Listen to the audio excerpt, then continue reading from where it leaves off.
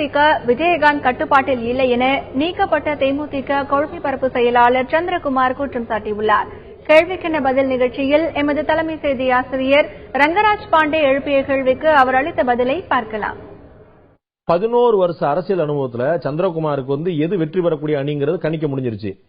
கிட்டத்தட்ட ரசிகர் மன்றமா இருக்கும் போதே கொடி அமைச்சு, ரசிகர் மன்றமா இருக்கும் போதே ஒன்றியங்கள்ல போட்டிட வச்சு, ரசிகர் மன்றமா ஒன்றிய செயலாளர்கள்லாம் வச்சு, வழக்கறிஞர் அணி, மீனவர் அணி, மாணவர் அணி வச்சுட்டு அரசியலை அதற்கு அன்னைக்கே முழுமையா கட்டமைச்சிட்டு படிப்படியா கொண்டு வந்த விஜயகாந்துக்கு இந்த அரசியல் அனுபவம் கிடையாது. அவருக்கு தெரியாது எதுவுமே. சார், இன்னைக்கு தான் அவர் கட்டுப்பாட்டுல இல்லைன்னு சொல்றேன். அவருடைய கட்டுப்பாட்டுல இருந்திருந்தா இந்த பிரச்சனை ஏன் வருது? அவருடைய கட்டுப்பாட்டுல இல்லன்றதுதான் என்னுடைய குற்றச்சாட்டு. விஜயகாந்த் தன்னுடைய கட்டுப்பாட்டுல இல்ல, அவருடைய கட்டுப்பாட்டிலே கட்சி இல்லைன்னு சொல்றேன். விஜயகாந்த் அவருடைய கட்டுப்பாட்டில் இல்லைன்னு சொல்ல. கேப்டனுடைய கட்டுப்பாட்டிலே கட்சி இல்லை. யாருடைய கட்டுப்பாட்டுல இருக்கு? எங்க அண்ணியுடைய கட்டுப்பாட்டுல இருக்கு. விஜயகாந்துடைய மனைவி பிரேமலதா முதல் முறையா இப்பதான் கட்சி வாரங்களை தலையிடுறாங்க இல்லையா? முந்தானத்துல தான் தலையிட ஆரம்பிச்சிருக்காங்க. சார், இதற்கு முன்னாடி அவர்களுடைய கருத்துக்கள் மட்டுமே எங்களுக்கு வரும்.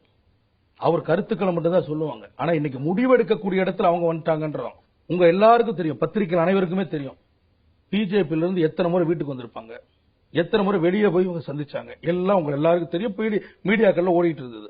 அப்ப பிஜேபியோட தொடர்ந்து இவங்க பேசிட்டு இருக்காங்க. திடீர்னு யாருக்குமே தெரியாது.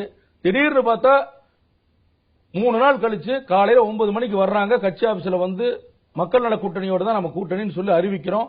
வந்தோன்னு 124 தொகுதிக்கு ஒப்பந்தம் போடுறோம்.